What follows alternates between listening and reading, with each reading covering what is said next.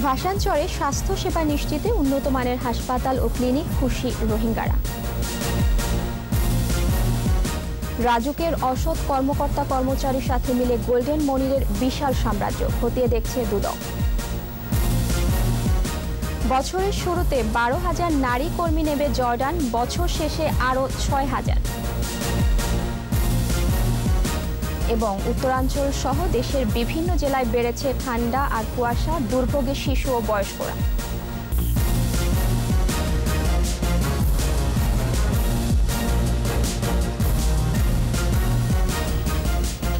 শুনছিলেন first security ইসলামী bank limited সংবাদ শিরোনাম। আমন্ত্রণ জানাচ্ছি সকাল 9টার 21 সংবাদে আপনাদের সাথে আছি মহিমা পলি। দর্শক, 21 টেলিভিশনের সংবাদ একই সাথে সরাসরি দেখতে পাবেন আমাদের ফেসবুক পেজ www.facebook.com/2124 অনলাইনে। এছাড়া সংবাদে আরও থাকছে, জর্জিয়া অঙ্গরাজ্যে সিনেটের 2 আসনে ভোট গ্রহণ আজ, মার্কিন রাজনীতিতে আবার উত্তাপ।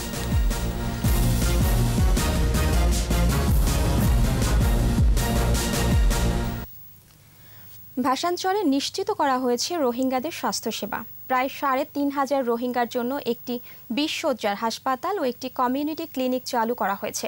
প্রস্তুত হচ্ছে আরও একটি 20 শয্যার হাসপাতাল ও 3টি কমিউনিটি ক্লিনিক। এর বাইরে বেসরকারি সংস্থার 2টি হাসপাতালও সেবা দিচ্ছে। উন্নত সেবা পেয়ে খুশি রোহিঙ্গারা। ভাসানচর নিয়ে স্মৃতি মণ্ডলের 6 পর্বের ধারাবাহিকের দ্বিতীয়টি আজ। ক্যামেরায় ছিলেন তপু শাহিমিয়া। পরিকল্পিত নকশায় ভাসানচরে গড়ে উঠেছে এরকম 120টি ক্লাস্টার হাউস। প্রতিটি ক্লাস্টারে 12টি বাড়ি আর একটি বাড়িতে 16টি করে ঘর। 4 জন করে থাকতে পারবেন প্রতিটি ঘরে। 4 ডিসেম্বর কক্সবাজার থেকে ভাসানচরে আসা রোহিঙ্গার মধ্যে পুরুষ 368, নারী 464 ও শিশু 810 জন। দ্বিতীয় দফায় 29 ডিসেম্বর 433 জন পুরুষ ও 523 নারীর সাথে আনা হয় 848 শিশুকে। প্রায় 3,500 রোহিঙ্গাদের স্বাস্থ্যসেবা নিশ্চিতে আগেই সব ব্যবস্থা করা হয়। 20 শয্যার একটি সরকারি হাসপাতাল ও একটি কমিউনিটি ক্লিনিক বিনামূল্যে সেবা দিচ্ছে।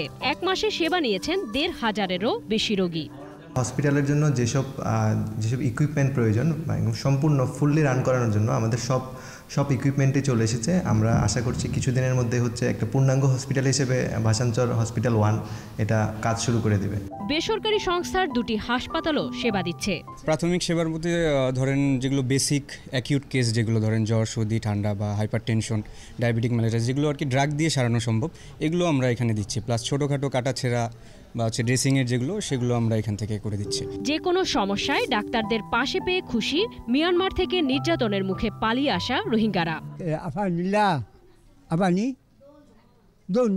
বালা ওষুধ খাইবার ভালো আর ফের উত্তর বেশি অশান্তি, ফেসাক না যায় ডিম্বর মিলে মাত্রা কী করে যায় তারপর টানা তাকে বলে আসি। উন্নত চিকিৎসার জন্য ভাসানচর থেকে নোয়াখালী সহ অন্য হাসপাতালে নেয়ারও ব্যবস্থা রয়েছে। 3,446 জন রোহিঙ্গার জন্য ভাসানচরে সরকারের 20 শয্যার একটি হাসপাতাল ও একটি কমিউনিটি ক্লিনিকের পাশাপাশি এনজিওর আরও 2টি ক্লিনিক স্বাস্থ্যসেবা দিয়ে যাচ্ছে। পর্যায়ক্রমে সেবার মান বাড়ানোর জন্য সরকারের আরও একটি হাসপাতাল এবং 3টি কমিউনিটি ক্লিনিক প্রস্তুত রয়েছে এবং সেটি খুব দ্রুতই শুরু হবে। এখানকার রোহিঙ্গারাও এখানকার যে স্বাস্থ্যসেবা সেই মান নিয়েও খুশি। স্মৃতি মণ্ডল, 21 টেলিভিশন, ভাসানচর। দোকান কর্মচারী থেকে 1,000 কোটি টাকার মালিক, সেই সাথে ঢাকায় রাজকীয় বাড়ি, শপিং মল, 200-রও বেশি ফ্ল্যাট রয়েছে তার। বলছিলাম র্যাবের হাতে আটক স্বর্ণ চোরা কারবারি মনির হোসেন ওরফে গোল্ডেন মনিরের কথা। মনিরের সম্পদের খোঁজ খবর করছে দুর্নীতি দমন কমিশনও। মূলত চোরা কারবার দিয়ে বিত্ত বৈভবের শুরু, এরপর রাজুকের অসৎ কর্মকর্তা কর্মচারীদের সাথে মিলে বিশাল সাম্রাজ্য গড়ে তোলেন গোল্ডেন মনির। সাইদুল ইসলামের 3 পর্বের ধারাবাহিকে প্রথম পর্ব আজ। মনির হোসেন ওরফে গোল্ডেন মনির হঠাৎই আঙ্গুল ফুলে কলা গাছ, যেন আলাউদ্দিনের চেরাগ পেয়েছিলেন।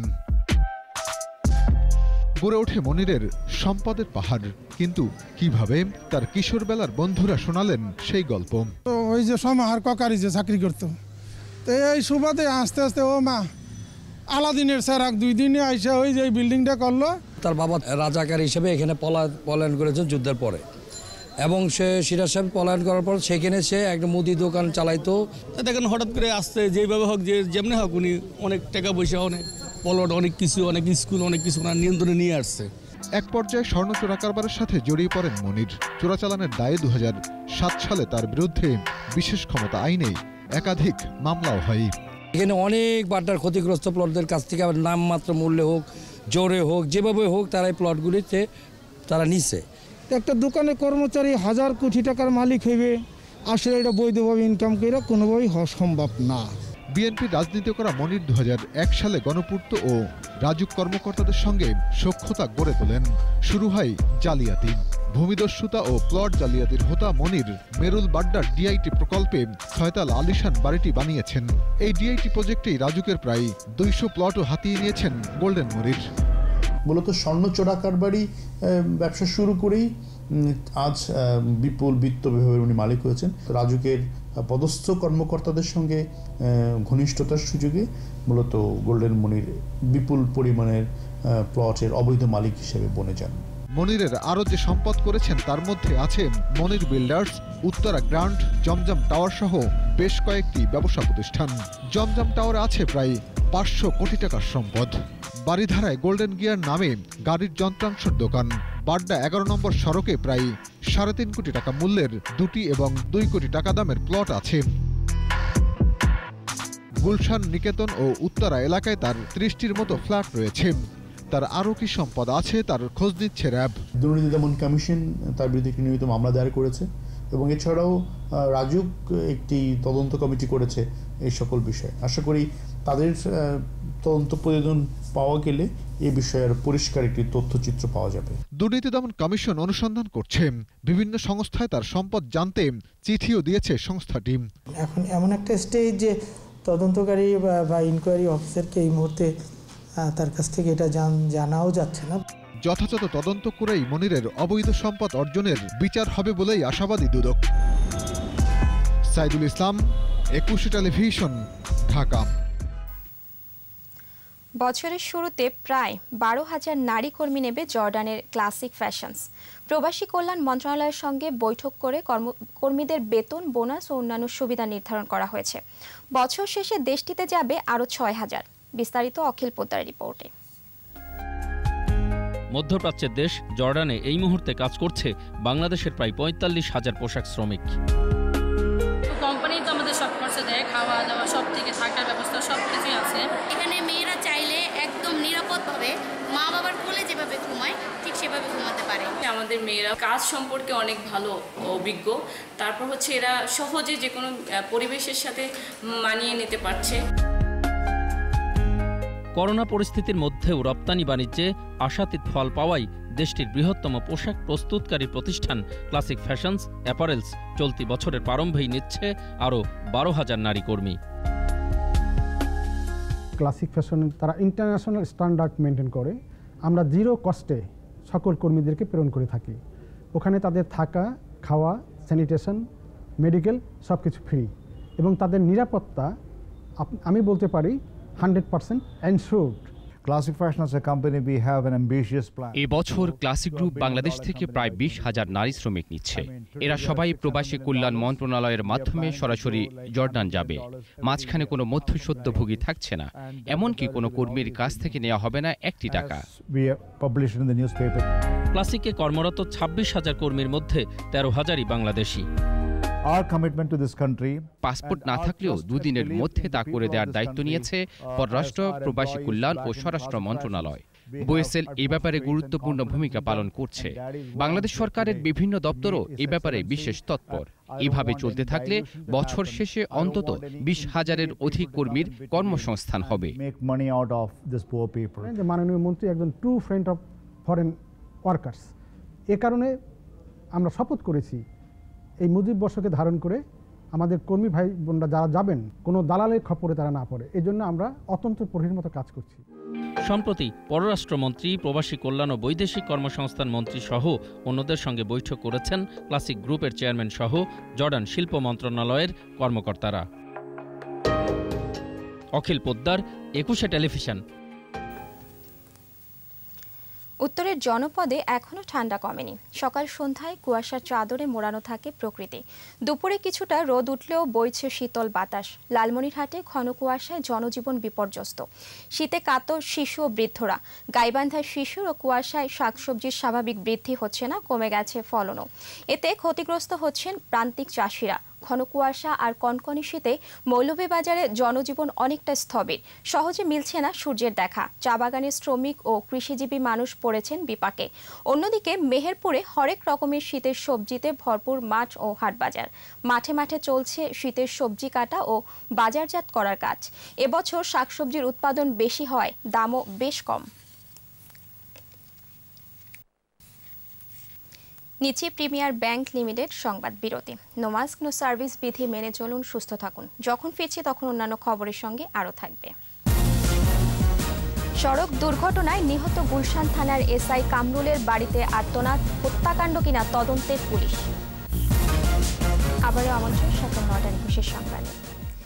রাজধানীর বিমানবন্দর এলাকায় সড়ক দুর্ঘটনায় নিহত গুলশান থানার এসআই কামরুল ইসলামের বাড়িতে থামছেন আর্তনাদ। শোক কাটেনি সহকর্মীদেরও। এদিকে পুলিশ বলছে কামরুলের মৃত্যু সাধারণ সড়ক দুর্ঘটনা নাকি হত্যাকাণ্ড, সেই রহস্য উদ্ঘাটনে চলছে তদন্ত। ইয়াকুব লিটনের ক্যামেরায় আরও জানাচ্ছেন দীপু শিকদার। গত ৩০শে ডিসেম্বর রাজধানীর বিমানবন্দর এলাকায় সড়ক দুর্ঘটনায় নিহত হন গুলশান থানার এসআই কামরুল ইসলাম।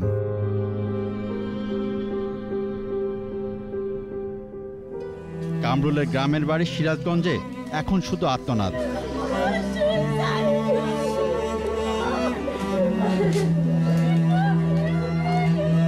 অকালে স্বামীর এই মৃত্যু ভাবিয়ে তুলেছে স্ত্রীকে। যদি আমার মেয়েটার দিকে তাকে আমার জন্য একটা ব্যবস্থা করতো তাহলে আমার খুব ভালো হতো। আমার মেয়েকে মানুষ করা লাগবে। আমার কোনো কিছুই নাই, সে কিচ্ছু করে নাই। পরিবারের উপার্জনক্ষম ব্যক্তির অপ্রত্যাশিত মৃত্যুতে শোকের সঙ্গে কপালে চিন্তার ভাঁজ বাবা মায়ের। আমার ওই ছেলের উপরে সমস্ত আশা ভরসা আছিল, সংসারের দাবি দায় আছিল। কার ইন্ধনে এই ঘটনাটা ঘটাইলো যে মোটরসাইকেল কিছু না, মোটরসাইকেল বলে শুনলাম যে পরে বাম দিকে পড়ে গেছে, মোটরসাইকেল বলে গাড়ি গেল না, ক্ষতি হল না, আমার ছেলেটাকে এরকম ই হইল। কামরুলের প্রিয় কর্মস্থল গুলশান থানায় তার সহকর্মীরাও শোকাহত। সহকর্মীর মৃত্যুর বিচার চান তারাও। উনি সদা হাস্যোজ্জ্বল এবং সবার সাথে বন্ধুসুলভ যে ব্যবহার, এটা আমাদের চোখে এখনো ভাসে। সবার গ্রহণযোগ্য একটা ব্যক্তি ছিল, তাকে হারিয়ে আমরা আসলে তদন্ত সাপেক্ষে দেখা যাবে যদি এরকম ঘটনা, যদি দুর্ঘটনা না হয়, যদি পরিকল্পিত হয়, অবশ্যই এটার বিচার হবে। এদিকে এই মৃত্যুর ঘটনায় বিমানবন্দর থানায় মামলা হয়েছে। ডিএমপির উত্তরা বিভাগের ডিসি বলছেন তদন্ত করে ব্যবস্থা নেওয়া হবে। ঘটনাটিকে আমরা অত্যন্ত গুরুত্ব সহকারে তদন্ত করছি। এটা কি আসলেই নিছক একটি দুর্ঘটনা নাকি একটা হত্যাকাণ্ড, এই বিষয়টি আমরা তদন্ত করে দেখছি। এটা অন্য কোনো কিছু হয়ে থাকে অবশ্যই আমরা ডিটেক্ট করব এবং আইনের আওতায় নিয়ে আসবো। সিসিটিভির ফুটেজ পাওয়া গেছে বলেও জানান তিনি। সিসি ফুটেজ পরীক্ষা নিরীক্ষা করছি এবং অন্যান্যভাবেও আমরা তথ্য কালেক্ট করতেছি। দীপু শিকদার, ২১ টেলিভিশন, ঢাকা।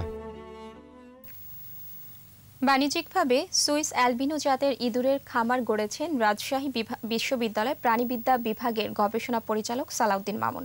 লালন পালনে খরচ কম হওয়ায় আর্থিকভাবে লাভবান হচ্ছেন তিনি। দেশের বিভিন্ন গবেষণা প্রতিষ্ঠান ইঁদুর কিনছে মামুনের কাছ থেকে। হাসান আল মবিনের ক্যামেরায় রাজশাহী বিভাগীয় প্রতিনিধি বদরুল হাসান লিটনের রিপোর্ট, জানাচ্ছেন রত্না জামান। শখের বশেই শুরু। 4টি সুইস অ্যালবিনো জাতের ইঁদুর নিয়ে এসে পালন করতে থাকেন সালাউদ্দিন মামুন। ধীরে ধীরে বাড়তে থাকে ইঁদুরের সংখ্যা। এক পর্যায়ে কাটাপুরে নিজের বাড়িতে গড়ে তোলেন ইঁদুরের খামার। যে 4টা ইঁদুর নিয়ে আসছিলাম, ওই 4টা ইঁদুর থেকে একটা ইঁদুর বিড়ালে খেয়ে ফেলেছিল। ওই 3টা ইঁদুর থেকে মোটামুটি আমার আজ পর্যন্ত 3 বছরে আমি 5,000-এর মতো ইঁদুর বিক্রি করেছি। আমি শুরুতে 40 টাকা পিস বিক্রি করতাম ইঁদুর, এখন আমি 70 টাকা পিস বিক্রি করছি আর কি। একটি মা ইঁদুর মাসে 8 থেকে 10টি বাচ্চা দেয়, বছরে বাচ্চা দেয় 8 থেকে 10 বার। এক পিস ইঁদুরের দাম 70 টাকা হিসেবে মাসে 70,000 টাকা আয় করা সম্ভব। কেউ বড় আকারেও না করতে চায়, 100 ইঁদুরও যদি না পুষতে চায়, কেউ যদি 50টাও পোষে, 50টা থেকে যদি 40টা বাচ্চা দেয়, তাও মাসে আপনার 400 বাচ্চা হচ্ছে। আর খাওয়ার খরচ খুবই কম। গবেষণার জন্য সুইস অ্যালবিনো জাতের ইঁদুরের ব্যবহার বাড়ছে, তাই এই প্রজাতির ইঁদুরের বাণিজ্যিক খামার সম্ভাবনা দেখাচ্ছে। বাংলাদেশ তো গবেষণার ক্ষেত্রে আসলে বিগত 20 বছর ধরে বা 25 বছর ধরে অনেক এগিয়ে গেছে এবং বায়োমেডিক্যাল সায়েন্সও আমরা অনেক যে এগিয়ে যাচ্ছি এবং প্রতি মুহূর্তে আসলে প্রতি ক্ষেত্রেই আমাদের এই সুইস অ্যালবিনো মাইস এটার ব্যবহার বাড়ছে। গবেষণার জন্য সালাউদ্দিন মামুনের কাছ থেকে নিয়মিত ইঁদুর কিনছে রাজশাহী বিশ্ববিদ্যালয়ের genetic engineering and biotechnology, biochemistry, pharmacy ও প্রাণীবিদ্যা বিভাগ এবং বরেন্দ্র বিশ্ববিদ্যালয়ের ফার্মেসি বিভাগ। দেশের বিভিন্ন গবেষণা প্রতিষ্ঠানও ইঁদুর কেনার জন্য যোগাযোগ করছে মামুনের সাথে। রত্না জামান, 21 টেলিভিশন। এর সাথে শেষ করছি সকাল 9টার 21 সংবাদ। যাবার আগে ফার্স্ট সিকিউরিটি ইসলামী ব্যাংক লিমিটেড সংবাদ শিরোনামগুলো আরও একবার। ভাষান্তরে স্বাস্থ্যসেবা নিশ্চিতে উন্নত মানের হাসপাতাল ও ক্লিনিক, খুশি রোহিঙ্গারা। রাজুকের অসৎ কর্মকর্তা কর্মচারীর সাথে মিলে গোল্ডেন মনিরের বিশাল সাম্রাজ্য খতিয়ে দেখছে দুদক। বছরের শুরুতে 12,000 নারী কর্মী নেবে জর্ডান, বছর শেষে আরও 6,000। এবং উত্তরাঞ্চল সহ দেশের বিভিন্ন জেলায় বেড়েছে ঠান্ডা আর কুয়াশা, দুর্ভোগে শিশু ও বয়স্করা। সর্বশেষ খবর জানতে ডায়াল করুন 2021 নম্বরে আর ভিজিট করুন 21stv.com এই ওয়েবসাইটে। এছাড়াও ফেসবুকে ভিজিট করতে পারেন facebook.com/2124 অনলাইনে। এতক্ষণ সাথে থাকার জন্য ধন্যবাদ। পরবর্তী সংবাদ বেলা 12টায় দেখার আমন্ত্রণ রইল। স্বাস্থ্যবিধি মেনে চলুন, সুস্থ থাকুন এবং 21-এর সাথেই থাকুন।